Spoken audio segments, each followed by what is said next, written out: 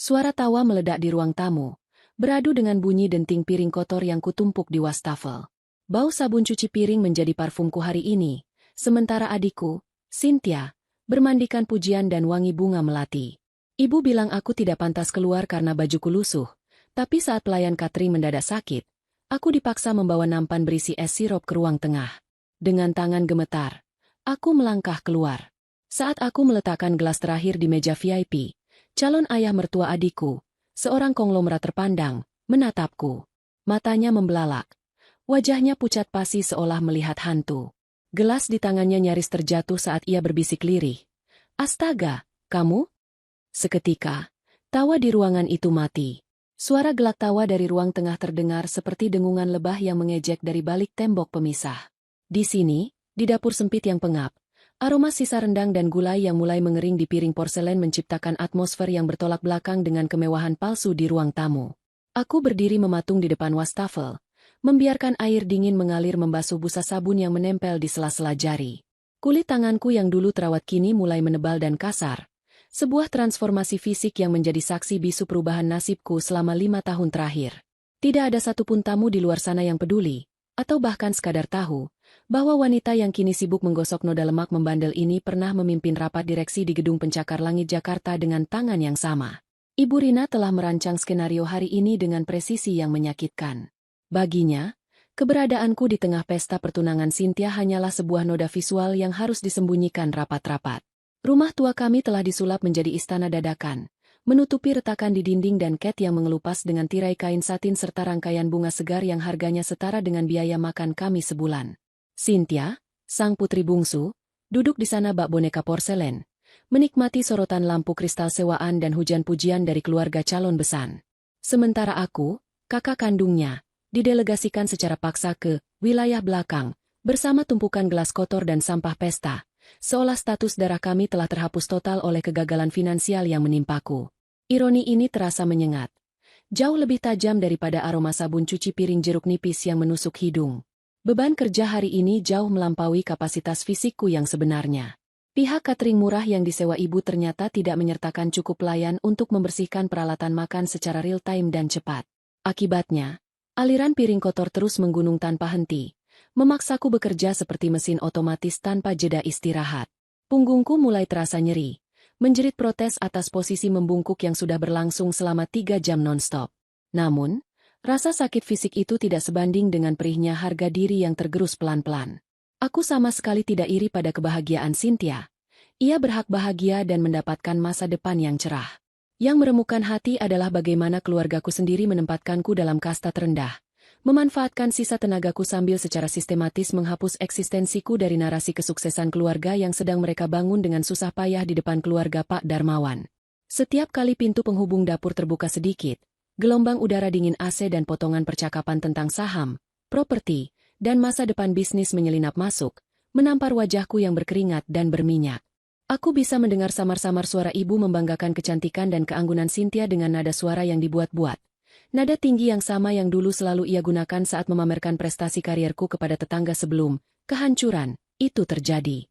Waktu seolah berjalan sangat lambat di ruangan sempit ini. Tumpukan piring perlahan menyusut. Namun keletihan mental semakin memuncak. Aku hanya ingin acara ini segera berakhir agar bisa bersembunyi kembali di kamar sempitku. Jauh dari kewajiban untuk melayani orang-orang yang bahkan tidak akan sudi menatap mataku jika mereka tahu aku ada di sini. Keheningan dapur ini adalah penjara sekaligus tempat perlindungan. Setidaknya sampai takdir memutuskan untuk mendobrak pintu itu sebentar lagi. Transformasi rumah kami hari ini bukan sekadar perubahan dekorasi, melainkan sebuah penipuan optik yang dirancang dengan keputusasaan yang teliti. Ruang tamu yang biasanya suram dengan cat dinding yang mulai memudar kini telah dimanipulasi sedemikian rupa menggunakan pencahayaan kuning hangat dari lampu-lampu kristal sewaan. Cahaya itu memendarkan ilusi kemewahan, menyamarkan retakan rambut di sudut langit-langit dan menyulap perabotan kayu tua kami menjadi terlihat antik dan berkelas. Ibu Rina telah menghabiskan tabungan terakhir keluarga untuk menyewa catering premium dan dekorator yang biasa menangani pernikahan selebritas lokal, semata-mata demi membangun panggung sandiwara yang meyakinkan bagi keluarga besar Darmawan. Bunga sedap malam dan lili putih yang didatangkan impor memenuhi setiap sudut ruangan, menebarkan aroma wangi yang begitu pekat hingga nyaris membuat mual, seolah berusaha keras menutupi bau apek yang selama ini mengendap di karpet tua ruang tengah. Di tengah panggung buatan inilah Cynthia duduk, dikelilingi oleh kerabat yang mendadak menjadi ramah dan suportif. Semuanya memainkan peran sebagai keluarga harmonis yang bahagia, sementara realitas yang sesungguhnya disembunyikan rapat-rapat di balik pintu dapur yang tertutup. Atmosfer di ruang utama terasa padat dan mencekik, dipenuhi oleh ketegangan yang tak kasat mata namun sangat terasa bagi siapa saja yang peka. Keluarga Darmawan membawa aura yang berbeda. Sebuah ketenangan yang hanya dimiliki oleh mereka yang kekayaannya sudah mengakar selama beberapa generasi. Mereka tidak perlu berteriak atau memamerkan perhiasan mencolok untuk menunjukkan siapa mereka. Kehadiran mereka saja sudah cukup membuat seisi ruangan merasa perlu meluruskan punggung dan menjaga sikap. Pak Darmawan, sang patriark keluarga itu, duduk di sofa utama dengan postur tegak namun santai. Matanya yang tajam menyapu sekeliling ruangan dengan presisi seorang elang yang sedang memindai wilayah baru. Tatapan itu bukanlah tatapan sinis, melainkan observasi mendalam dari seorang pebisnis ulung yang terbiasa menilai nilai asli dari sebuah aset, atau dalam hal ini, sebuah keluarga. Setiap kali tatapannya berhenti pada satu titik, Ibu Rina tampak menahan napas, senyumnya bergetar sedikit di ujung bibir, takut jika lapisan cat emas palsu yang ia oleskan pada kehidupan kami hari ini terkelupas di hadapan calon besan yang terhormat itu. Ketimpangan status sosial ini menciptakan jurang yang lebar di antara kedua keluarga. Meski mereka duduk berhadapan dalam jarak kurang dari 1 meter. Sementara itu, kekacauan teknis mulai merayap di belakang layar, tepat di koridor sempit yang menghubungkan dapur dengan ruang tamu. Sistem pendingin ruangan portabel yang disewa tambahan ternyata tidak mampu melawan hawa panas dari puluhan tamu yang memadati ruangan, membuat udara mulai terasa lengket dan berat. Namun, masalah terbesar justru muncul dari sektor pelayanan. Catering yang disewa ibu memang memiliki reputasi baik untuk rasa makanan. Namun hari ini mereka melakukan kesalahan fatal dalam manajemen sumber daya manusia. Salah satu pramusaji utama yang bertugas mengedarkan minuman terlihat pucat sejak awal acara. Keringat dingin sebesar biji jagung terus mengalir di pelipisnya, dan tangannya gemetar hebat setiap kali mengangkat nampan kristal berat berisi gelas-gelas tinggi. Ritme pelayanan mulai terganggu, gelas-gelas kosong menumpuk di meja tamu tanpa ada yang mengambil. Sementara tamu-tamu VIP mulai menoleh ke kiri dan kanan mencari penyegar tenggorokan di tengah udara yang semakin gerah. Keterlambatan ini adalah mimpi buruk bagi Ibu Rina. Sebuah cacat kecil yang di matanya bisa meruntuhkan seluruh citra kesempurnaan yang sedang ia pertahankan mati-matian. Ketegangan mencapai titik didih di area servis ketika pramusaji yang sakit itu akhirnya menyerah pada kondisi fisiknya. Di lorong sempit dekat pintu dapur, tepat di luar pandangan para tamu, tubuhnya limbung dan nyaris menjatuhkan nampan berisi es sirop andalan jika tidak segera ditahan oleh tembok. Napasnya memburu, dan jelas sudah bahwa ia tidak mungkin lagi melangkah masuk ruang tamu tanpa risiko pingsan di depan Pak Darmawan. Situasi menjadi genting seketika. Koordinator catering tampak panik, berbisik keras pada staf lainnya yang juga sedang kewalahan menangani piring makan. Tidak ada personel cadangan yang tersedia. Nampan berisi minuman penyambut khusus untuk meja utama, tempat Pak Darmawan dan istrinya duduk, kini teronggok di atas meja kecil di lorong, butiran embun dingin menetes dari gelasnya, menunggu untuk diantar namun tak ada tangan yang siap membawanya. Waktu seolah berhenti di lorong itu, detik demi detik yang berlalu terasa seperti ancaman bom waktu yang siap meledakkan emosi Ibu Rina yang sedari tadi sudah memantau keterlambatan ini dengan mata melotot dari kejauhan. Dari celah pintu dapur yang sedikit terbuka, aku bisa melihat gestur panik Ibu Rina. Ia memberikan kode-kode mata yang tajam ke arah lorong servis. Namun tidak ada respons dari pramusaji yang kini sedang duduk lemas di lantai sambil dipijat rekannya. Kepanikan Ibu Rina bukan tanpa alasan. Membiarkan Pak Darmawan menunggu minuman terlalu lama adalah bentuk ketidaksopanan yang fatal dalam etika jamuan makan orang kaya. Rasa haus para tamu bercampur dengan ekspektasi tinggi menciptakan tekanan udara yang luar biasa berat. Disinilah letak ironi terbesar malam ini. Di tengah puluhan orang yang hadir dengan pakaian terbaik mereka, sistem pendukung acara yang rapuh itu runtuh, meninggalkan kekosongan fungsi yang harus segera diisi. Tidak ada pilihan lain, tidak ada jalan keluar, dan tidak ada waktu untuk mencari pengganti. Situasi ini secara alami, dan dengan kejam, mengarahkan telunjuk takdirnya padaku, satu-satunya orang, tidak penting, yang tersisa di area belakang, yang memiliki 2 tangan berfungsi dan, yang lebih penting bagi Ibu Rina, bisa diperintah tanpa dibayar. Keharusan untuk menyelamatkan wajah keluarga kini melampaui keinginan ibu untuk menyembunyikanku, memaksanya mengambil keputusan drastis yang akan mengubah jalannya malam ini selamanya. Kepanikan yang merayap di lorong servis akhirnya meledak dalam bentuk invasi fisik yang kasar ketika pintu dapur didobrak dari luar. Sosok Ibu Rina muncul di ambang pintu, Wajahnya yang tadi dipoles senyum ramah di depan tamu kini tertekuk oleh kemarahan dan urgensi yang berapi-api. Aura keanggunan palsu yang ia kenakan luntur seketika saat matanya menyapu pemandangan di area belakang. Pramusaji yang terkapar tak berdaya dan nampan minuman yang terlantar. Tidak ada kata-kata yang perlu terucap untuk menjelaskan situasi genting ini. Sorot matanya yang tajam Mbak Silet langsung menusuk ke arahku. Satu-satunya manusia yang masih berdiri tegak di ruangan itu. Dalam hitungan detik, Ibu Rina telah melintasi dapur. Langkah kakinya yang cepat dan berisik di lantai keramik menggemakan ancaman nyata. Ia menyambar lengan atasku dengan cengkeraman yang begitu kuat hingga kuku-kukunya yang terawat rapi menancap menyakitkan di kulit. Seolah menyalurkan seluruh frustrasinya atas ketidaksempurnaan acara ini ke dalam dagingku.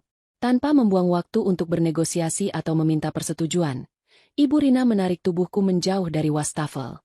Tindakannya cepat dan efisien, seperti seorang dalang yang sedang memperbaiki boneka rusak di tengah pertunjukan.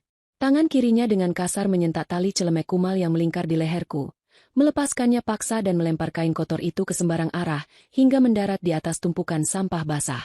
Ia kemudian menyambar tisu dapur, mengusap kasar butiran keringat di dahiku dan noda sabun di pipiku. Sebuah upaya kosmetik darurat yang sia-sia untuk menyembunyikan kelelahan dan kemiskinan yang terpatri di wajahku.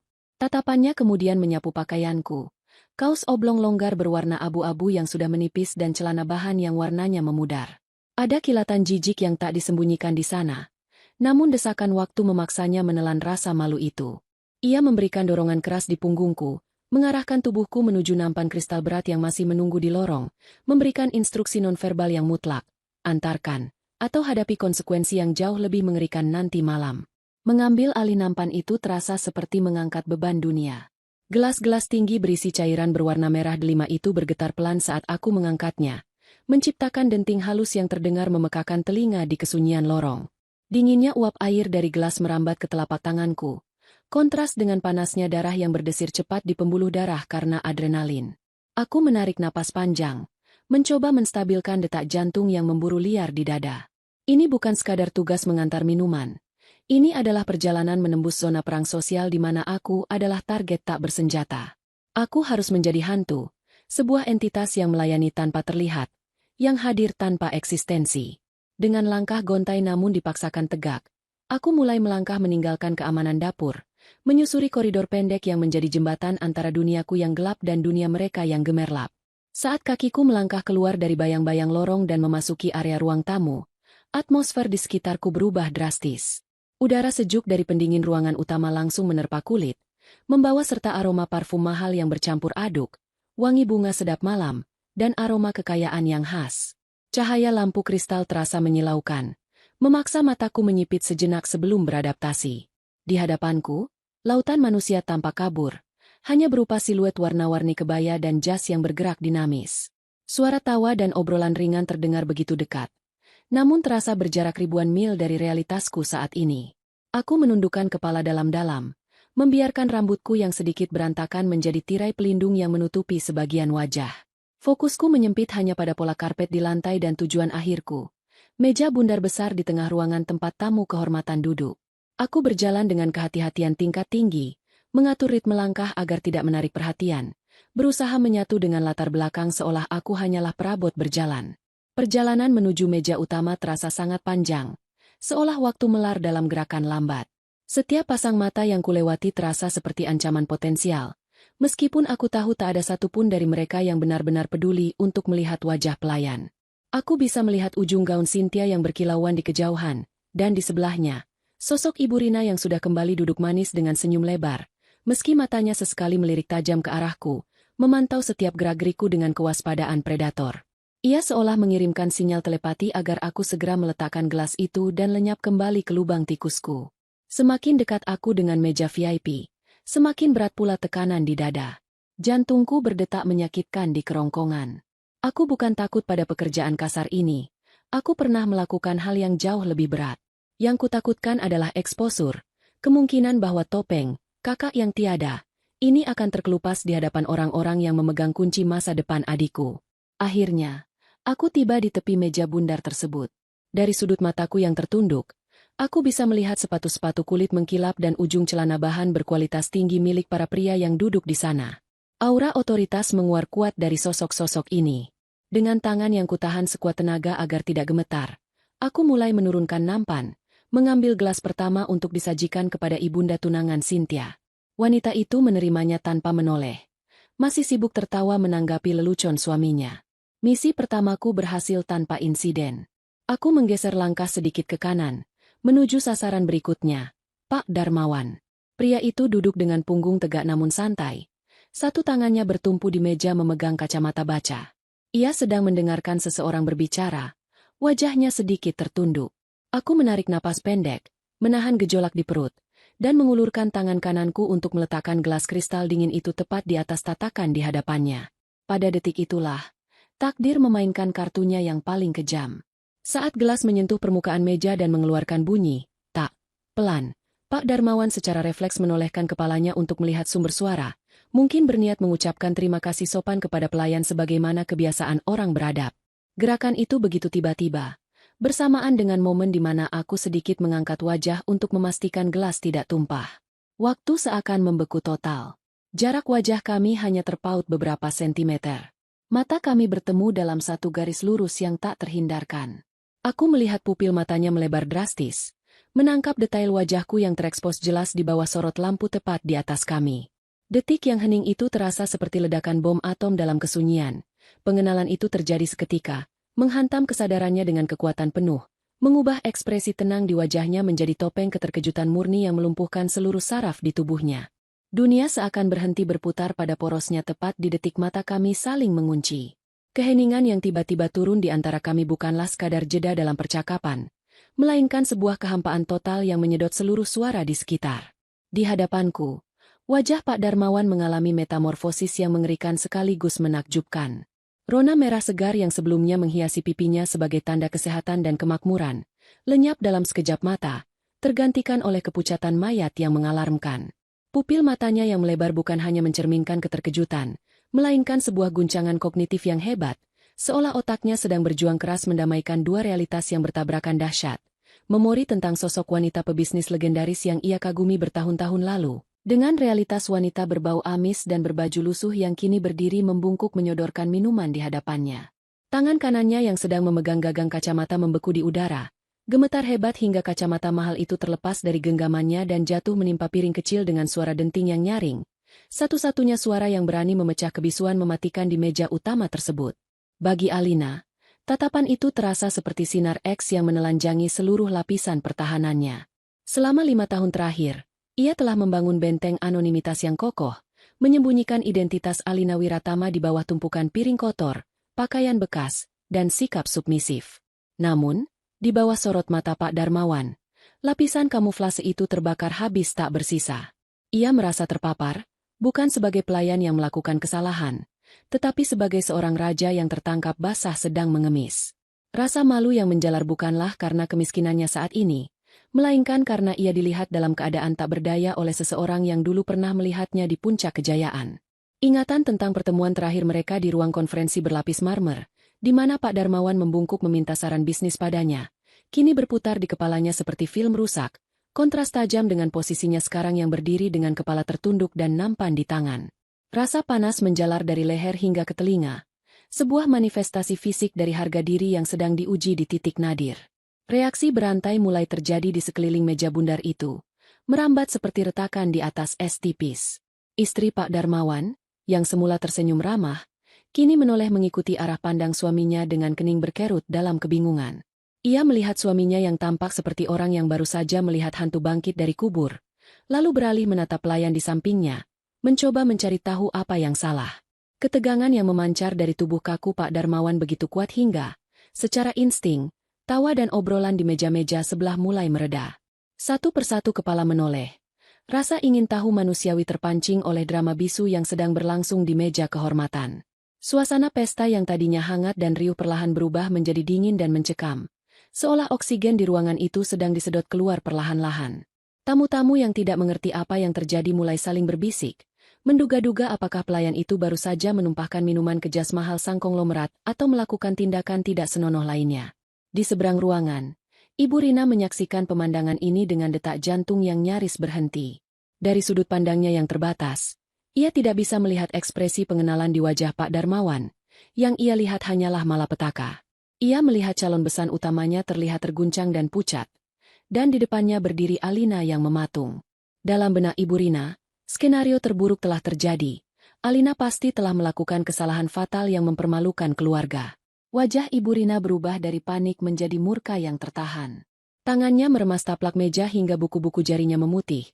Matanya memancarkan sinyal kematian ke arah Alina, seolah ingin meledakkan anak sulungnya itu menjadi butiran debu saat itu juga agar menghilang dari pandangan.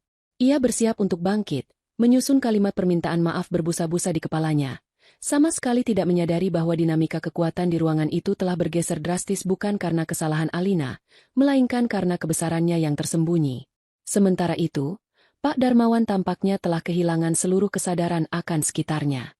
Etika jamuan makan, sopan santun pertunangan, dan keberadaan ratusan tamu lain lenyap dari prioritasnya.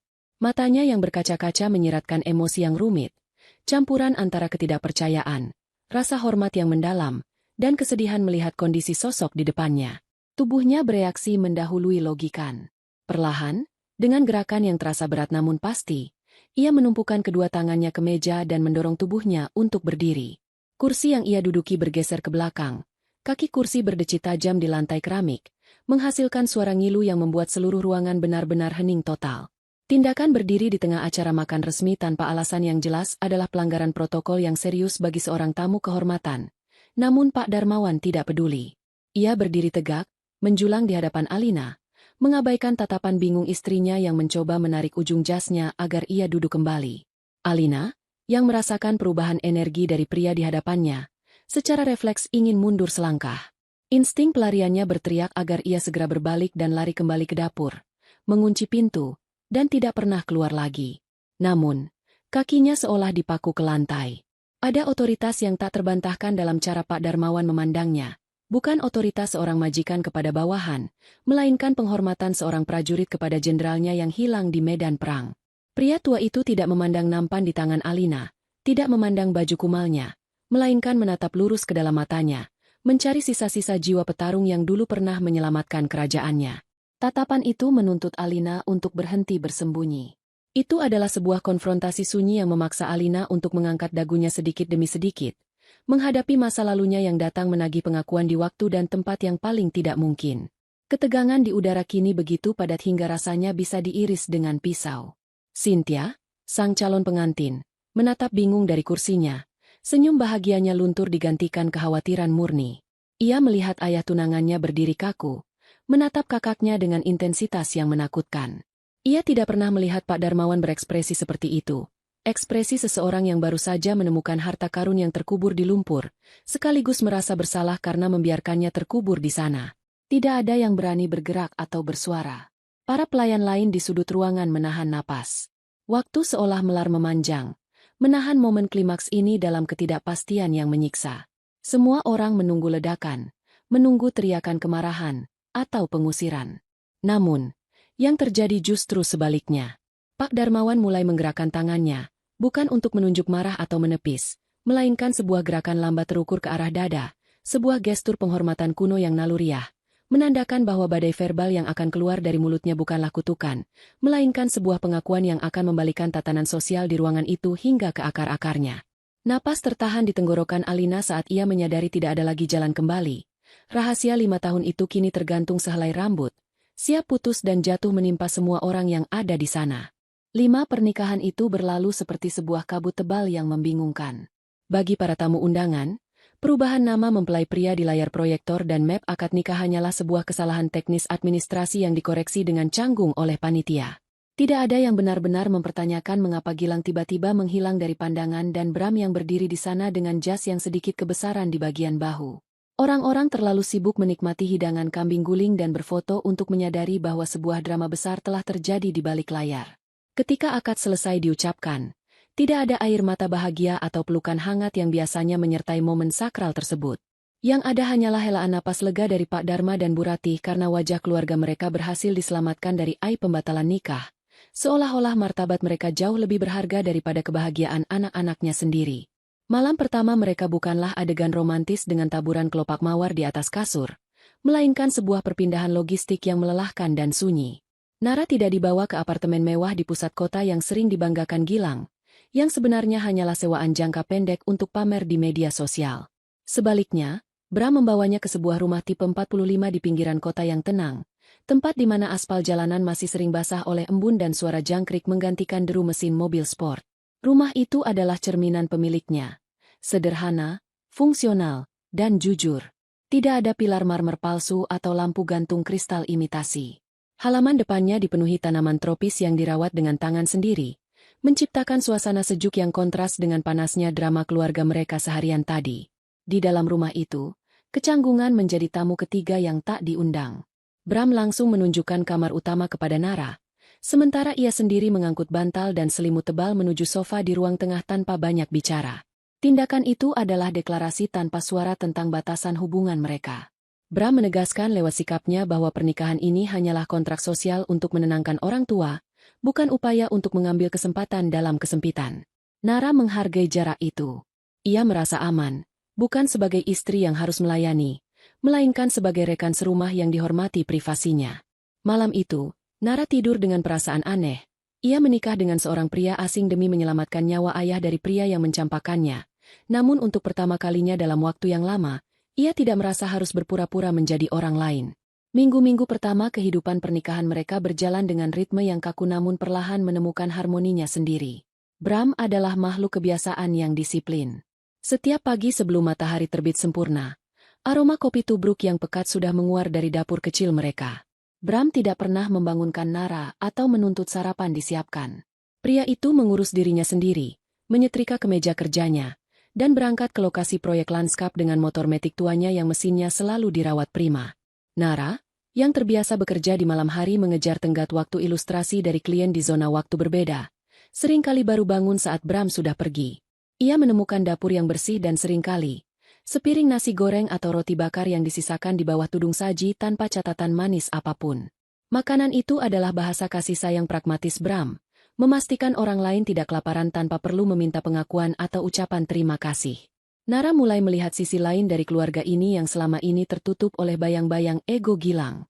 Jika Gilang adalah kembang api yang berisik dan menyilaukan namun cepat padam, Bram adalah tanah yang diam namun menumbuhkan kehidupan. Di rumah ini, Nara tidak perlu menyembunyikan tablet grafis mahalnya atau berpura-pura sibuk dengan pekerjaan rumah tangga agar terlihat rajin. Bram pernah memergoki Nara sedang menggambar ilustrasi rumit untuk sampul novel fantasi terjemahan, dan reaksi pria itu hanyalah mengangguk sekilas sebelum melanjutkan membaca koran, seolah mengakui bahwa menggambar adalah pekerjaan nyata yang butuh konsentrasi. Tidak ada pertanyaan merendahkan tentang berapa penghasilannya atau kapan ia akan mencari kerja kantoran yang beneran. Penerimaan diam-diam itu membuat Nara merasa bisa bernapas lega di rumahnya sendiri, sesuatu yang tidak pernah ia rasakan saat bersama Gilang yang selalu menuntutnya tampil sempurna. Namun, ketenangan itu seringkali terusik oleh kehadiran Gilang yang kini merasa telah memenangkan lotre kehidupan. Terbebas dari tanggung jawab menikahi Nara, Gilang seolah kembali menjadi bujangan yang paling bahagia di dunia. Ia sering datang berkunjung ke rumah Bram tanpa pemberitahuan, membawa serta aura arogansi yang memenuhi ruang tamu mungil mereka. Gilang datang bukan untuk menjenguk adiknya, melainkan untuk memvalidasi keputusannya sendiri. Ia akan duduk di sofa dengan kaki diangkat ke meja, mengeluhkan betapa sempitnya rumah Bram dan betapa jauhnya lokasi itu dari peradaban kota, seolah-olah kemewahan adalah satu-satunya tolok ukur kebahagiaan. Dalam kunjungan-kunjungan itu, Gilang tidak pernah lupa membawa cerita tentang Siska, wanita karir yang kini ia kencani secara terbuka. Ia menceritakan dengan bangga bagaimana Siska mengajaknya makan malam di restoran fine dining di atap gedung pencakar langit, atau bagaimana mereka berencana liburan ke luar negeri akhir tahun nanti. Setiap kalimat yang keluar dari mulut Gilang adalah upaya untuk meyakinkan dirinya sendiri dan orang lain bahwa ia telah naik kelas. Ia seringkali menatap Nara dengan pandangan iba yang dibuat-buat, seolah ingin mengatakan bahwa Nara telah kehilangan kesempatan emas untuk bersamanya dan kini harus puas hidup susah dengan tukang kebun. Gilang bahkan beberapa kali menyindir secara halus agar Nara tidak terlalu membebani keuangan Bram, mengingatkan bahwa gaji adiknya tidak seberapa dibandingkan bonus tahunan yang biasa ia terima. Nara mendengarkan semua bualan itu dengan wajah datar, menahan diri untuk tidak tertawa atau melempar buku tabungannya ke wajah Gilang. Ia melihat betapa menyedihkannya upaya Gilang mencari validasi. Di mata Nara, Gilang terlihat seperti anak kecil yang memakai baju kebesaran, berusaha keras terlihat sukses namun sebenarnya kosong. Yang lebih menyakitkan bagi Nara bukanlah penghinaan terhadap dirinya, melainkan sikap Gilang yang terus-menerus meremehkan Bram di rumahnya sendiri. Gilang memperlakukan Bram seperti bawahan, menyuruh-nyuruh mengambilkan minum atau menertawakan pilihan karir Bram yang dianggap kotor dan tidak bergengsi. Namun, reaksi Bram terhadap kakaknya adalah pelajaran tentang kesabaran tingkat tinggi. Bram tidak pernah terpancing emosi. Ia mendengarkan ocehan kakaknya sambil tetap fokus memangkas bonsai atau memperbaiki perabotan rumah. Bram menjawab sindiran tajam Gilang dengan kalimat pendek yang logis dan mematikan, atau seringkali hanya dengan senyuman tipis yang sulit diartikan. Ia tidak merasa perlu membuktikan diri kepada Gilang karena ia tahu persis di mana ia berdiri. Bram memiliki aset nyata berupa tanah kafling yang ia beli dari hasil proyeknya, sementara Gilang memiliki tumpukan tagihan kartu kredit yang disembunyikan di balik dompet kulit bermerek. Ketenangan Bram itulah yang membuat Nara semakin menaruh hormat. Ia menyadari bahwa selama ini ia salah menilai siapa pria yang sebenarnya dalam keluarga ini. Puncak dari gangguan ini terjadi ketika Siska akhirnya dibawa serta dalam salah satu kunjungan akhir pekan. Wanita itu masuk ke dalam rumah mereka dengan kacamata hitam yang tetap bertengger di hidung meski sudah berada di dalam ruangan, memindai sekeliling dengan tatapan menilai yang tidak sopan. Siska mengomentari dekorasi rumah yang dianggap kuno dan menyarankan renovasi total yang biayanya mungkin setara dengan gaji Bram setahun, tanpa menyadari bahwa desain rumah itu adalah karya arsitektur tropis yang memenangkan penghargaan. Gilang dan Siska duduk berdampingan seperti raja dan ratu yang sedang melakukan inspeksi ke daerah kumuh, mendominasi percakapan dengan topik seputar investasi saham, game membership, dan circle pertemanan elit mereka. Mereka berbicara seolah-olah Nara dan Bram tidak ada di sana, atau lebih tepatnya, seolah Nara dan Bram adalah audiens yang harus kagum pada pencapaian mereka. Siska bahkan sempat menasihati Nara untuk mencoba mencari pekerjaan sampingan seperti berjualan kue atau menjadi reseller kosmetik agar bisa membantu ekonomi suami, karena menurut pandangannya, menjadi ilustrator di rumah hanyalah eufemisme untuk pengangguran terselubung.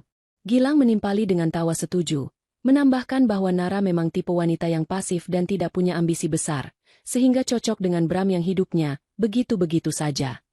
Saat itu, Nara merasakan dorongan kuat untuk membongkar semuanya. Ia ingin menunjukkan email kontrak kerjanya, ingin memperlihatkan sertifikat properti yang ia miliki, ingin membungkam mulut sombong mereka dengan fakta bahwa ia bisa membeli gaya hidup yang mereka banggakan itu secara tunai saat itu juga. Namun, tangan Bram yang kasar karena kerja keras tiba-tiba meletakkan secangkir teh hangat di hadapan Nara dengan lembut. Sentuhan kecil gelas keramik itu ke meja menyadarkan Nara. Ia melihat ketenangan di wajah Bram. Sebuah ketidakpedulian yang agung terhadap opini orang-orang dangkal.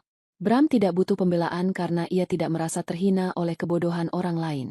Nara pun memilih untuk menelan kembali kata-katanya. Ia meminum teh buatan suaminya, membiarkan kehangatan cairan itu meredakan emosinya. Ia menyadari bahwa membuktikan diri kepada Gilang dan Siska adalah tindakan yang sia-sia dan hanya akan menyeretnya turun ke level mereka. Biarlah mereka hidup dalam gelembung ilusi mereka sendiri. Nara memilih untuk menikmati pertunjukan ironi ini dalam diam, mengamati bagaimana Gilang yang merasa terbang tinggi sebenarnya sedang menggali lubang kuburnya sendiri dengan gaya hidup yang tidak berkelanjutan. Sementara itu, di rumah sederhana yang sering dicemooh itu, fondasi hubungan Nara dan Bram justru semakin menguat, bukan karena cinta yang meledak-ledak, melainkan karena rasa sepanggung sepenanggungan menghadapi dunia yang gila hormat. Nara mulai merasa bahwa rumah ini, dengan segala kesederhanaan dan ketenangan penghuninya, adalah benteng pertahanan yang jauh lebih kokoh daripada istana pasir yang sedang dibangun Gilang. Gerakan yang menyusul kemudian terjadi dalam ritme yang terasa tidak masuk akal bagi nalar siapapun yang menyaksikan. Pak Darmawan, sosok yang keberadaannya saja sudah cukup membuat wali kota dan pejabat daerah menunduk hormat, perlahan melangkah keluar dari balik perlindungan meja bundar VIP. Langkah kakinya berat namun mantap, mengabaikan sepenuhnya tangan istrinya yang mencoba menahan lengan jasnya dengan kepanikan yang nyata. Ia memangkas jarak fisik yang tersisa di antara dirinya dan Alina, sebuah pelanggaran batas teritorial yang begitu agresif sekaligus intim hingga membuat udara di sekitar mereka terasa memadat. Tidak ada arogansi dalam pendekatannya. Sebaliknya, bahasa tubuhnya memancarkan kerentanan yang membingungkan, seolah ia sedang mendekati sebuah monumen suci yang ia kira telah hancur dalam perang bertahun-tahun silam. Suara gesekan sepatu pantofel mahalnya di atas lantai keramik terdengar ngilu menyayat kesunyian, menjadi satu-satunya indikator bahwa adegan ini bukanlah halusinasi massal. Saat jarak mereka hanya tersisa satu lengan, Pak Darmawan berhenti mendadak. Napasnya terdengar memburu, bukan karena kelelahan fisik, melainkan akibat badai emosional yang menghantam jantungnya tanpa ampun. Dadanya naik turun dengan ritme yang tidak teratur, Matanya menelusuri wajah Alina dengan intensitas kepedihan yang rawal. Ia melihat garis-garis kelelahan di sekitar mata wanita itu, melihat bagaimana rambut yang dulu selalu tertata rapi dalam sanggul cignon sempurna kini terikat asal-asalan dengan karet gelang murah, dan melihat noda minyak yang mencoreng pipi tirusnya. Namun, alih-alih rasa jijik yang diharapkan oleh penonton di sekelilingnya, ekspresi yang terbentuk di wajah konglomerat itu adalah duka yang mendalam bercampur kekaguman yang nyaris religius. Bibirnya yang pucat bergetar pelan, berjuang membentuk kata-kata yang tersangkut di tenggorokan yang tercekat. Lalu, suara itu akhirnya lolos, bukan sebuah teriakan, melainkan sebuah bisikan lirih yang syarat dengan ketidakpercayaan, sebuah desisan udara yang membawa beban sejarah panjang di antara mereka. "Astaga, kamu?" Bisikan itu, meski bervolume rendah, memiliki daya ledak nuklir di tengah keheningan ruangan yang absolut. Itu adalah jenis suara yang keluar dari seseorang yang melihat mukjizat atau hantu. Sebuah pengakuan yang melampaui sekadar menyapa kenalan lama. Efeknya instan dan melumpuhkan. Alina merasa lututnya goyah. Tulang-tulangnya seolah mencair di bawah bobot pengakuan tersebut. Nampan kristal di tangannya bergetar hebat, membuat cairan merah di dalam gelas berguncang nyaris tumpah, menciptakan riak-riak kecil yang mencerminkan kekacauan batinnya. Ia ingin memalingkan wajah, ingin menolak identitas yang sedang dipaksakan kembali padanya itu. Tetapi karisma dan otoritas dari sorot mata Pak Darmawan menguncinya di tempat. Ia terperangkap dalam sorotan lampu sorot tak kasat mata. Dipaksa berdiri telanjang tanpa perisai anonimitas yang selama ini melindunginya dari rasa malu dan penghakiman dunia. Namun, kejutan sesungguhnya baru saja dimulai. Apa yang dilakukan Pak Darmawan detik berikutnya adalah sebuah anomali sosial yang akan dibicarakan oleh seluruh kota selama bertahun-tahun. Dengan perlahan, seolah tubuhnya dikendalikan oleh rasa hormat yang tertanam di alam bawah sadar, pria terpandang itu mulai menundukkan kepalanya. Bahunya yang biasa tegak menantang dunia bisnis kini merendah. Punggungnya melengkung dalam sebuah gerakan penghormatan yang dalam dan hikmat. Ia tidak sedang memeriksa noda di lantai atau mengambil barang yang jatuh. Ia sedang melakukan ojigi, sebuah bungkukan penghormatan formal yang sempurna, tepat di hadapan seorang pelayan dapur yang kotor.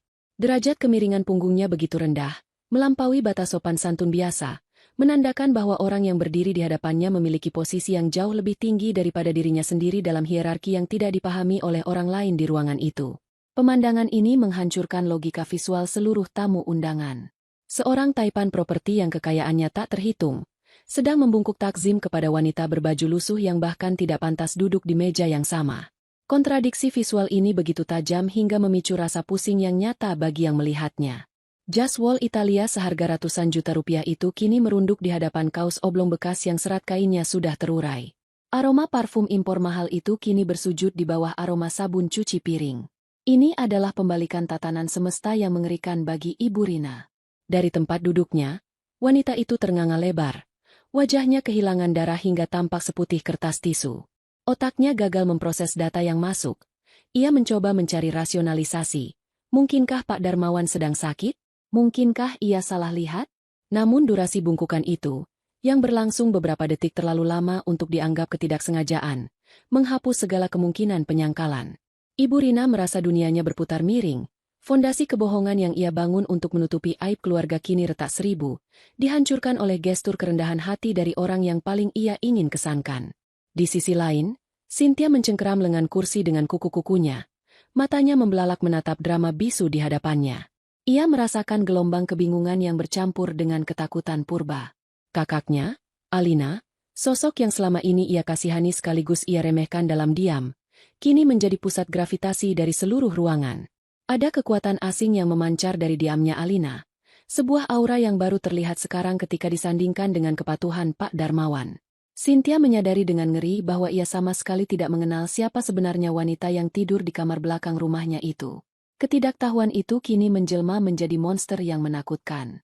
Seluruh narasi tentang kakak yang gagal, yang didoktrinkan ibunya selama bertahun-tahun terasa goyah, dan firasat buruk mulai merayapi tengkuknya bahwa sesuatu yang fundamental dan tak termaafkan telah disembunyikan darinya. Waktu seakan membeku dalam tableau yang surrealis ini. Pak Darmawan masih dalam posisi membungkuk, menolak untuk menegakkan punggungnya sebelum ia merasa penghormatannya diterima. Sementara itu, Alina berdiri mematung dengan nampan yang kini terasa seberat batu nisan. Matanya menatap ubun-ubun pria tua itu dengan campuran rasa terharu dan panik. Ia tahu bahwa momen ini adalah titik nol, sebuah point of no return. Bungkukan ini adalah kunci yang membuka kotak Pandora masa lalunya. Tidak ada lagi tempat bersembunyi. Setiap pasang mata di ruangan itu kini menatapnya bukan sebagai pelayan, melainkan sebagai sebuah teka-teki besar yang menuntut jawaban. Keheningan yang menggantung di udara begitu pekat dan berat, syarat dengan antisipasi akan ledakan kebenaran yang sebentar lagi akan memorak-porandakan pesta pertunangan ini menjadi puing-puing sejarah keluarga. Makan malam rutin keluarga yang diadakan sebulan sekali di kediaman Pak Dharma biasanya hanya berlalu dengan kebosanan yang sopan. Namun, malam ini atmosfer di ruang makan yang diterangi lampu gantung berdebu itu terasa jauh lebih padat dan menyesakan. Penyebab utamanya adalah kehadiran Siska, tamu kehormatan yang dibawa Gilang dengan bangga selayaknya piala kemenangan. Sejak langkah pertama wanita itu menginjakan kaki di lantai teras, ia sudah memancarkan aura dominasi yang membuat seisi rumah terasa mengecil. Siska tidak datang untuk berbaur. Ia datang untuk melakukan inspeksi. Ia membawa serta aroma parfum mahal yang terlalu menyengat, bersaing dengan bau masakan Bu Ratih yang sudah disiapkan sejak sore, menciptakan kombinasi yang membuat kepala pening. Bagi Bram dan Nara, makan malam ini adalah ujian kesabaran tingkat lanjut. Mereka datang lebih awal seperti biasa, membantu menata piring dan memastikan Pak Dharma nyaman di kursi rodanya. Kontras dengan kesibukan sunyi mereka, kedatangan Gilang dan Siska diatur sedemikian rupa agar menjadi pusat perhatian. Pasangan itu terlambat 30 menit, menyalahkan lalu lintas kota dengan nada yang menyiratkan bahwa waktu mereka jauh lebih berharga daripada siapapun yang menunggu di meja makan. Bu Ratih, yang biasanya cerewet soal kedisiplinan, justru menyambut keterlambatan itu dengan senyum maklum yang berlebihan, seolah-olah menunggu Gilang adalah sebuah kehormatan tersendiri. Ketika akhirnya semua orang duduk mengelilingi meja makan kayu jati tua itu, dinamika kekuasaan langsung terlihat jelas. Gilang dan Siska mengambil alih panggung percakapan tanpa jeda. Mereka tidak membahas kabar kesehatan orang tua atau menanyakan keseharian anggota keluarga lain. Sebaliknya, topik pembicaraan didominasi oleh pameran pencapaian materialistis. Gilang bercerita panjang lebar tentang proyeksi bonus akhir tahunnya yang diklaim akan memecahkan rekor, sementara Siska menimpali dengan analisis pasar saham global dan rencana investasi properti di kawasan elit yang sedang ia lirik. Mereka berdua berbicara dengan istilah-istilah bisnis yang rumit, sengaja dilontarkan untuk membangun tembok intelektual antara mereka dan anggota keluarga lainnya, menciptakan ilusi bahwa mereka berada di stratifikasi sosial yang berbeda. Pak Dharma dan Bu Ratih mendengarkan bualan itu dengan mata berbinar-binar, menyerap setiap kata seolah-olah itu adalah sabda kesuksesan. Mereka mengangguk-angguk kagum, sesekali melirik ke arah Bram dengan tatapan yang menyiratkan perbandingan yang menyakitkan. Di mata orang tua mereka, Gilang adalah representasi dari mimpi yang terwujud, sementara Bram hanyalah sisa-sisa harapan yang tidak terlalu membanggakan. Bram sendiri memilih untuk fokus pada makanannya, mengunyah pelan sambil menahan diri untuk tidak memutar bola mata setiap kali kakaknya melebih-lebihkan fakta. Di sebelahnya, Nara duduk tegak dengan ketenangan seorang pengamat, sesekali menyeka sudut bibirnya dengan serbet. Wajahnya tidak menunjukkan emosi apapun selain kesopanan formal. Situasi mulai memanas ketika topik pembicaraan bergeser dari sekadar pamer diri menjadi serangan personal.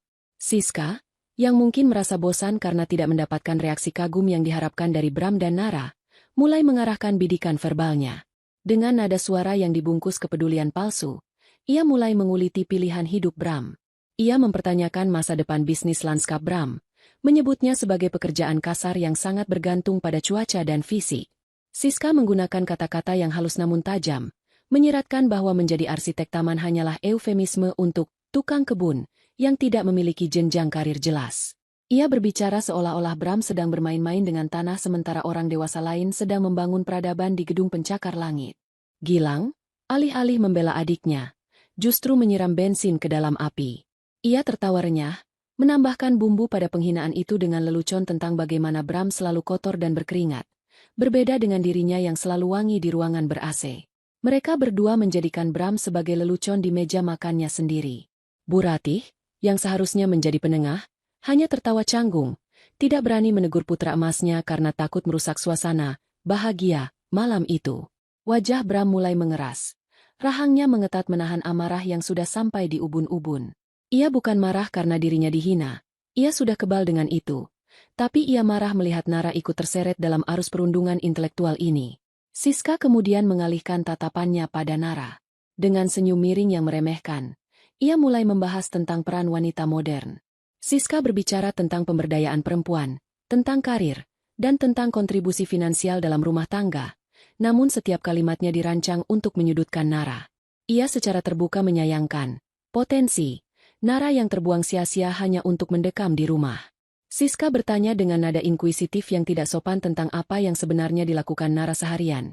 Menyindir bahwa hidup tanpa ambisi profesional adalah bentuk kemalasan yang membebani suami. Puncaknya, Siska melontarkan pertanyaan retoris yang mematikan suasana. Ia bertanya bagaimana Nara dan Bram berencana membiayai masa tua atau pendidikan anak nanti jika hanya mengandalkan satu sumber pendapatan yang tidak seberapa. Seolah-olah mereka adalah pasangan yang tidak bertanggung jawab dan buta finansial. Meja makan itu mendadak hening. Denting sendok garpu berhenti total. Penghinaan itu sudah melewati batas toleransi. Bram meletakkan sendoknya dengan keras hingga menimbulkan bunyi dentuman kecil yang mengejutkan ibunya. Wajahnya merah padam, siap untuk meledakkan semua kekesalan yang ia pendam selama bertahun-tahun. Ia membuka mulutnya, hendak melontarkan kata-kata kasar untuk mengusir wanita asing yang berani menghina istrinya di rumah orang tuanya. Namun, sebelum satu kata pun keluar dari mulut Bram, sebuah tangan halus menyentuh lengan bawahnya di bawah meja. Sentuhan itu lembut namun tegas, mengirimkan sinyal perintah untuk diam. Nara tidak terlihat marah. Wajahnya justru tampak lebih tenang dari sebelumnya, seolah ia sedang menghadapi anak kecil yang tantrum di toserba, bukan wanita karir yang agresif. Ia mengangkat wajahnya, menatap langsung ke manik mata Siska tanpa berkedip. Tidak ada keraguan atau rasa minder dalam tatapan itu. Perlahan, Nara mulai berbicara. Suaranya tidak tinggi, volumenya rendah dan terkontrol, namun intonasinya memiliki bobot wibawa yang membuat semua orang di meja itu, termasuk Pak Dharma yang biasanya otoriter, terdiam mendengarkan. Nara tidak membela diri dengan emosi. Ia tidak berteriak bahwa ia punya uang atau pamer tentang klien internasionalnya. Sebaliknya, ia merespons serangan Siska dengan sebuah dekonstruksi filosofis yang elegan tentang definisi kesuksesan. Ia menguraikan pandangannya bahwa nilai seseorang tidak ditentukan oleh seberapa keras suara langkah kakinya di lantai marmer kantor, melainkan seberapa besar dampak positif dan ketenangan yang bisa ia bawa ke dalam rumahnya sendiri. Nara berbicara tentang kebebasan waktu, tentang kemewahan untuk tidak terikat pada validasi orang lain, dan tentang kecukupan yang tidak bisa dibeli dengan bonus tahunan. Kalimat-kalimat yang disusun Nara begitu rapi, terstruktur, dan intelek, jauh melampaui kapasitas kosakata yang biasa digunakan Gilang maupun Siska. Ia mematahkan argumen Siska tentang wanita modern, dengan menunjukkan bahwa kemandirian sejati adalah kemampuan untuk memilih jalan hidup sendiri tanpa didikte oleh standar sosial yang dangkal. Nara menutup monolog tenangnya dengan sebuah pernyataan menohok yang dibungkus senyuman santun, bahwa ia dan Bram tidur nyenyak setiap malam bukan karena kasur mereka mahal, tapi karena mereka tidak memiliki utang gengsi yang harus dibayar dengan menjual jiwa setiap hari. Efek dari kata-kata Nara seperti bom waktu yang meledak dalam senyap. Siska ternganga, kehilangan kata-kata untuk membalas karena ia tidak menyangka wanita sederhana, di depannya memiliki ketajaman pemikiran setara profesor filsafat.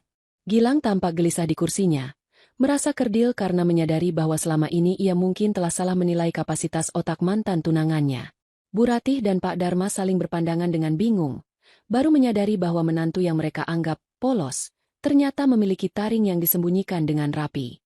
Bram menatap Nara dengan pandangan yang benar-benar baru. Rasa kagum menyeruak di dadanya, menggantikan amarah yang tadi membakar.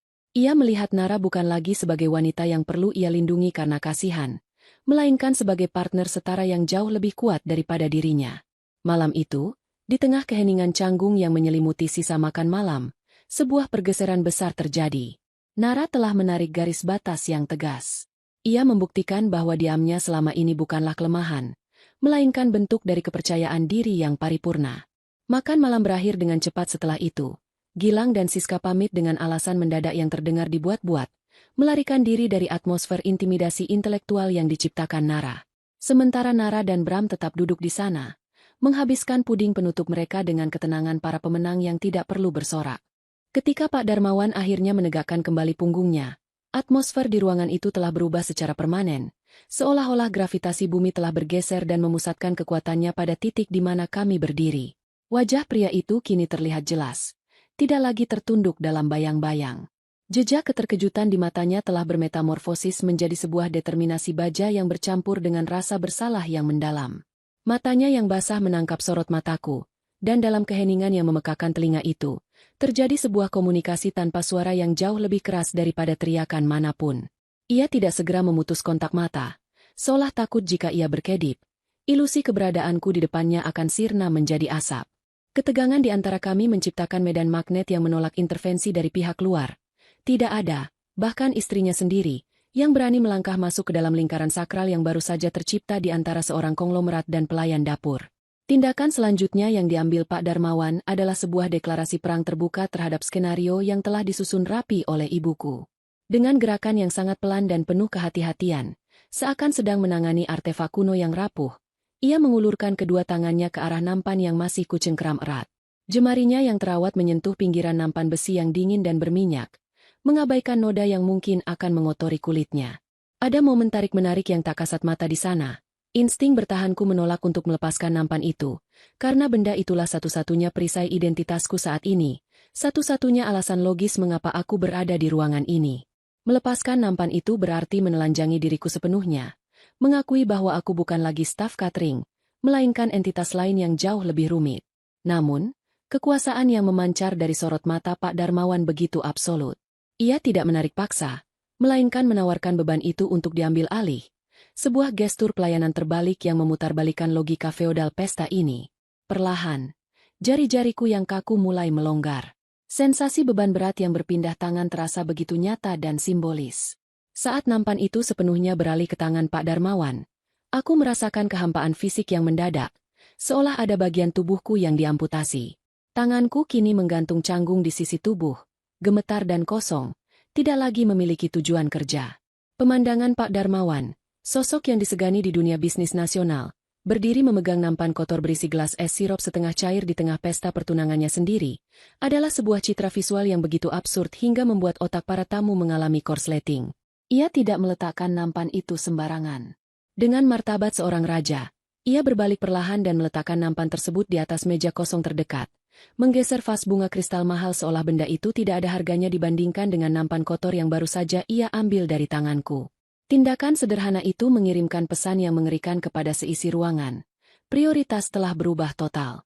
Di sudut mata, aku bisa menangkap disintegrasi total dari ketenangan Ibu Rina. Wajahnya bukan lagi sekadar pucat. Itu adalah wajah seseorang yang sedang menyaksikan gedung pencakar langit runtuh di depan matanya. Mulutnya sedikit terbuka, napasnya tertahan di dada, dan tangannya mencengkeram kain taplak meja dengan kekuatan putus asa hingga urat-urat tangannya menonjol. Skenario, keluarga sempurna, yang ia bangun dengan pinjaman uang dan kebohongan bertahun-tahun kini sedang dibongkar paksa, bata demi bata, oleh orang yang paling ia takuti. Ia ingin berteriak, ingin melompat dan menyeret aku kembali ke dapur. Namun aura intimidasi yang dipancarkan oleh Pak Darmawan membuatnya lumpuh.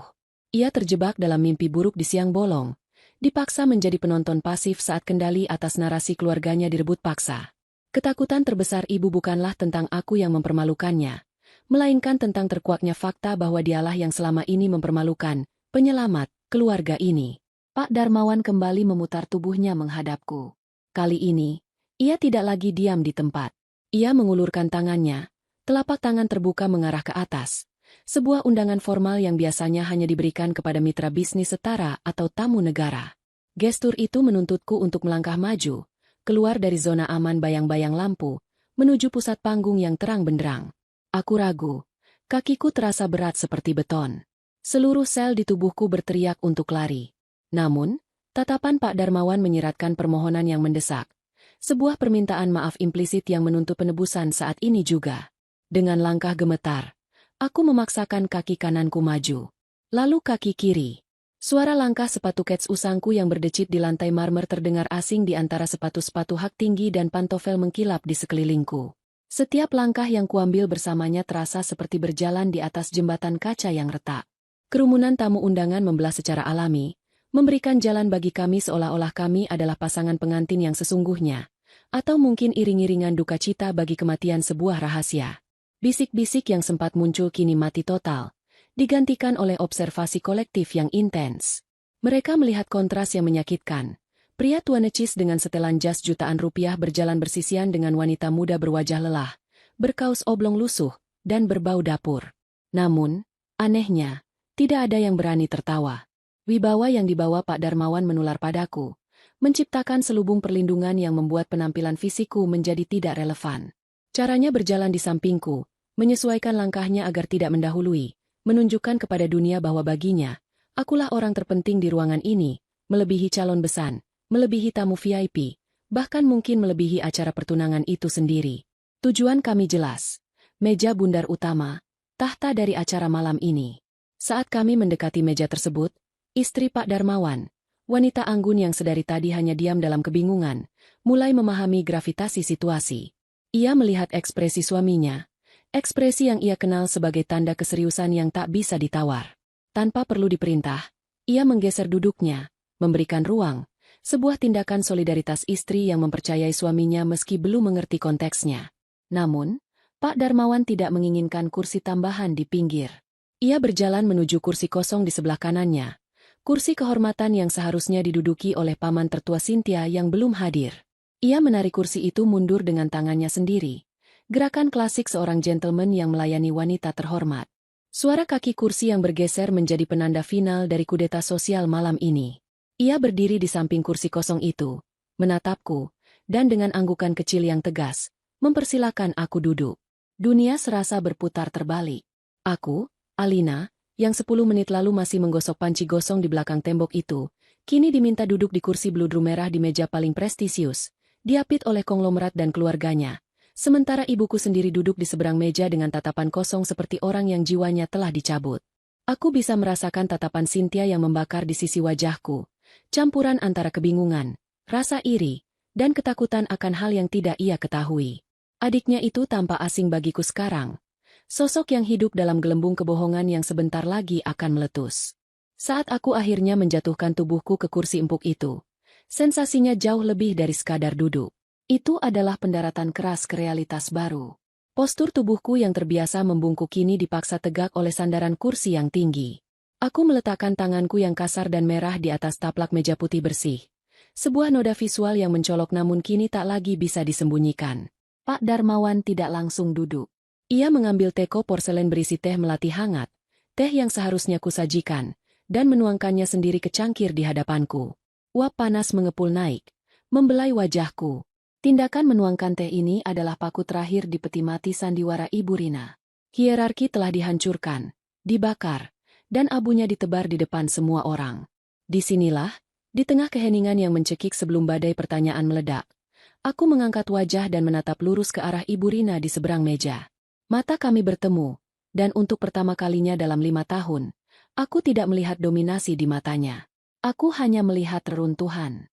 Keheningan yang menyelimuti meja bundar itu bukanlah keheningan damai, melainkan ketenangan ingar-bingar sebelum badai menghantam daratan.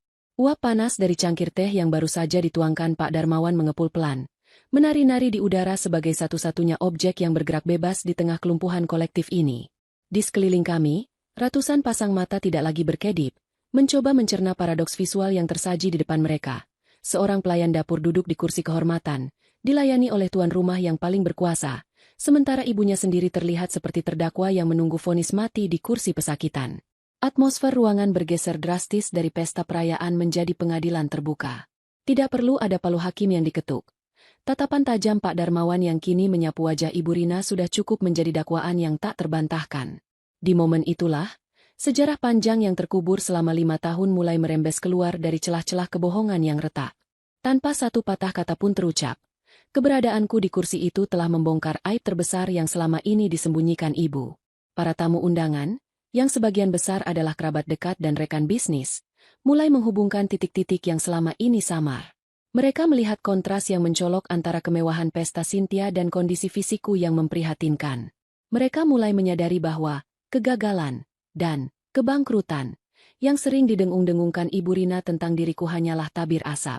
Tatapan Pak Darmawan kepada Ibu Rina bukanlah tatapan kemarahan biasa, melainkan tatapan seorang pebisnis yang menyadari dirinya hampir tertipu oleh kemasan palsu.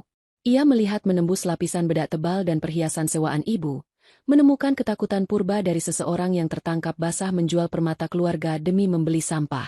Cynthia, yang duduk di sampingku, terlihat paling terguncang. Dunianya yang naif dan penuh warna pastel runtuh seketika. Ia menatap tangan kananku yang sedang memegang cangkir teh.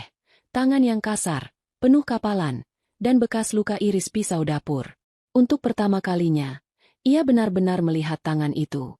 Ingatan masa lalu seolah membanjiri benaknya, Bagaimana uang kuliahnya selalu tersedia tepat waktu meski ayah sudah tiada. Bagaimana rumah ini selamat dari penyitaan bank 5 tahun lalu. Dan bagaimana gaya hidup mereka tetap terjaga sementara kakaknya perlahan menghilang dari ruang tamu dan berpindah ke dapur. Firasat mengerikan merayapi dadanya. Sebuah kesadaran bahwa fondasi hidup nyamannya dibangun di atas puing-puing masa depan kakaknya sendiri. Air mata mulai menggenang di pelupuk matanya.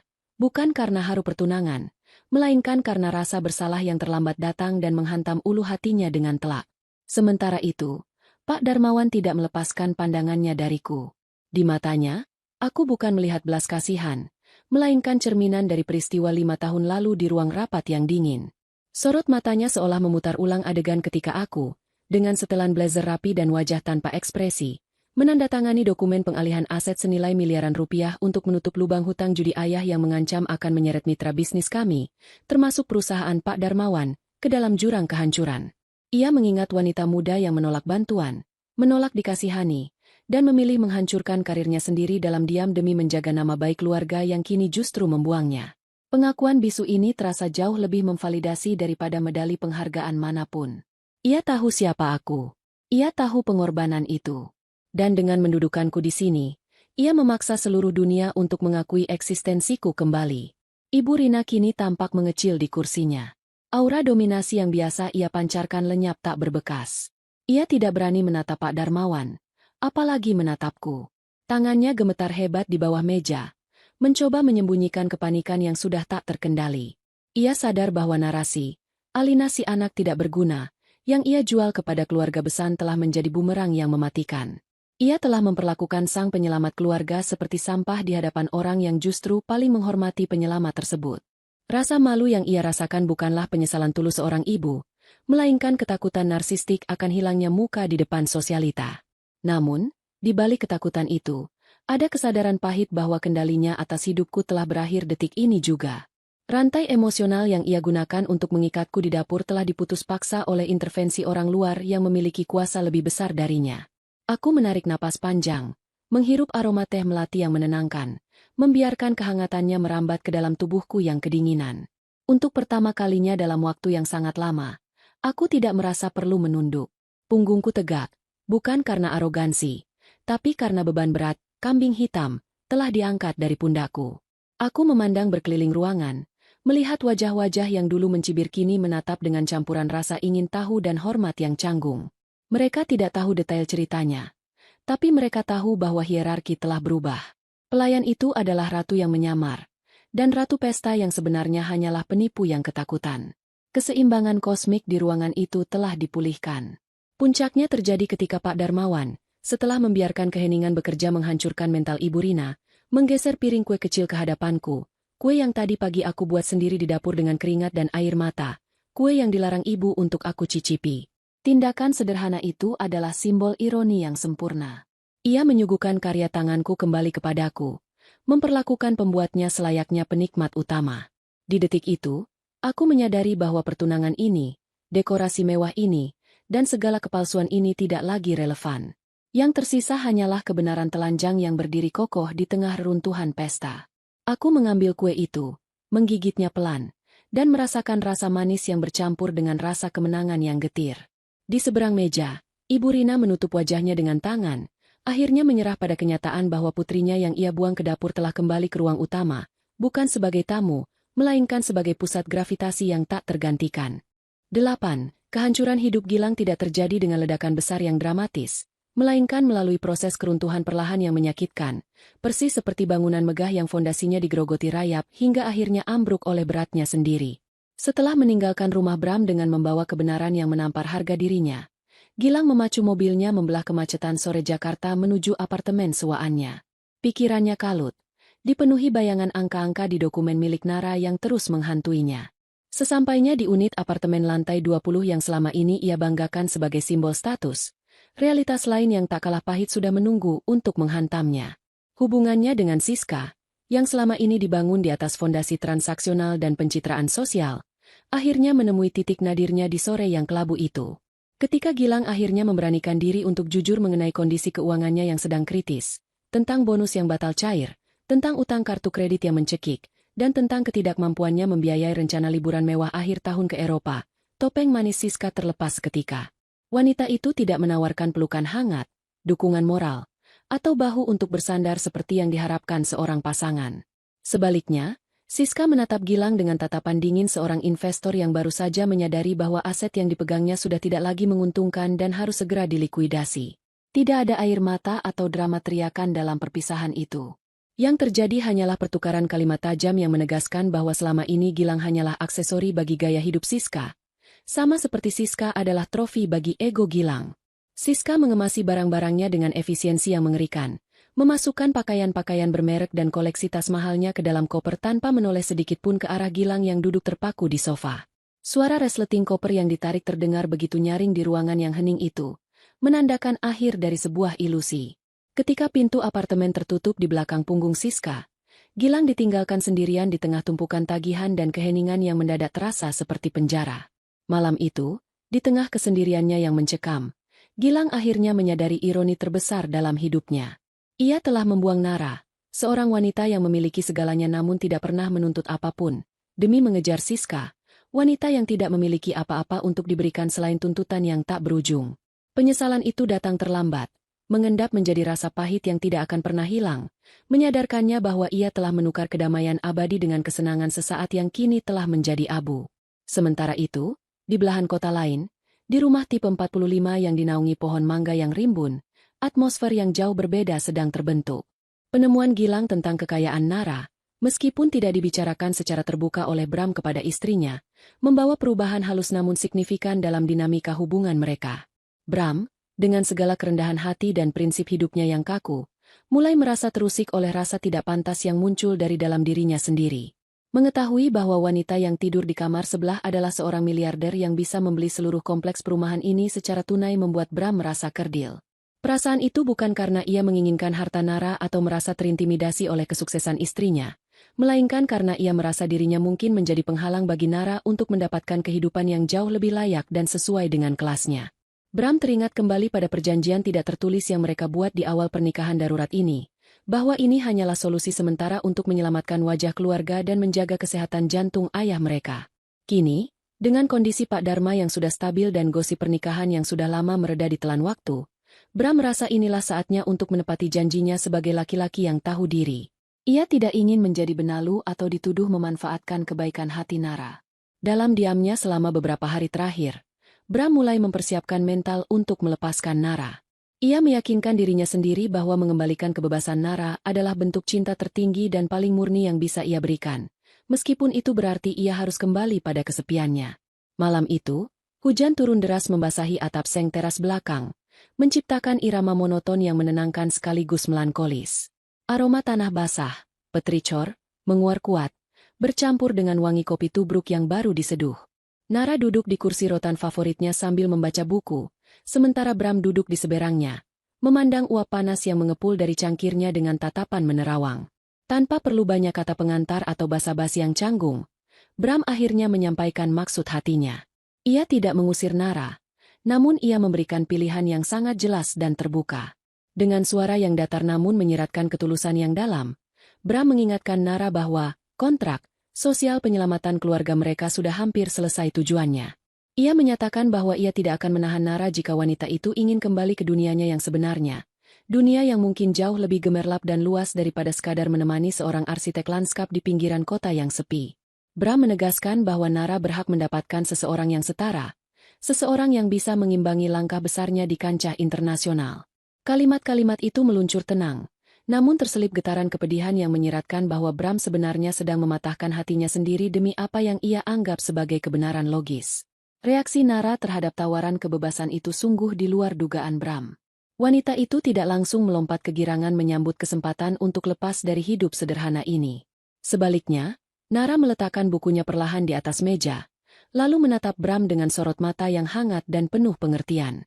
Nara, yang selama ini selalu menjadi pengamat yang cerdas, menyadari bahwa ketidakamanan Bram saat ini bukan berasal dari rasa iri atau minder yang toksik, melainkan dari rasa hormat yang terlalu tinggi. Di momen itulah, Nara memutuskan untuk meruntuhkan dinding pertahanan terakhir di antara mereka. Ia tidak menjawab dengan kata-kata romantis yang berbunga-bunga atau janji manis yang klise. Ia menjawab dengan sebuah pernyataan filosofis tentang makna, pulang, yang menyentuh inti permasalahan.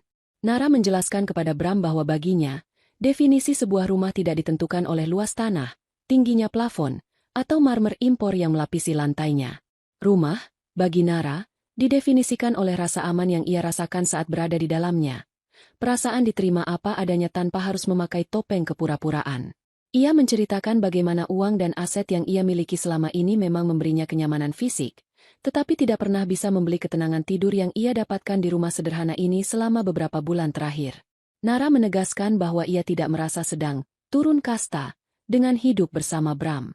Justru sebaliknya, ia merasa naik kelas, menjadi manusia yang lebih utuh dan bahagia karena memiliki pasangan yang menghargai pikirannya, bukan dompet atau status sosialnya. Dengan ketegasan yang lembut, Nara menolak opsi perpisahan itu.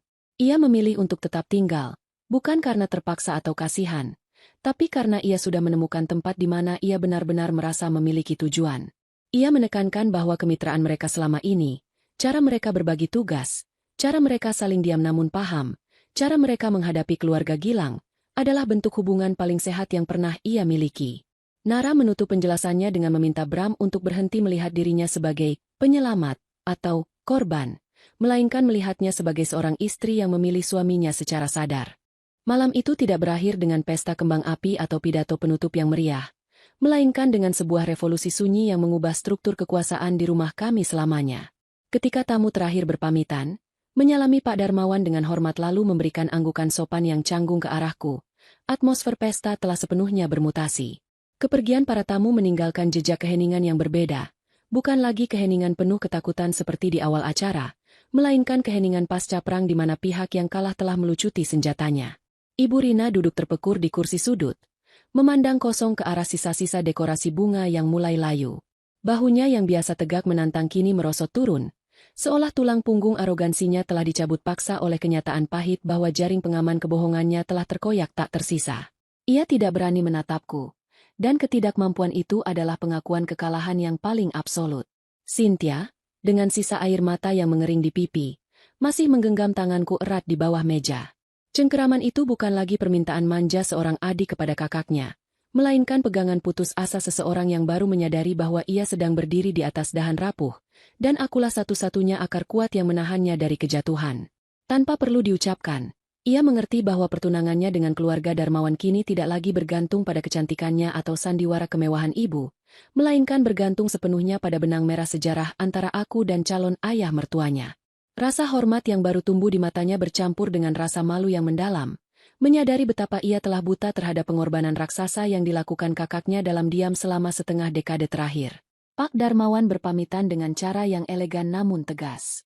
Ia menepuk bahuku pelan, sebuah gestur kebapakan yang menyalurkan kekuatan dan validasi, sebelum akhirnya melangkah keluar didampingi keluarganya. Kepergiannya membawa serta perisai pelindung yang ia ciptakan malam ini, namun efeknya tertinggal permanen.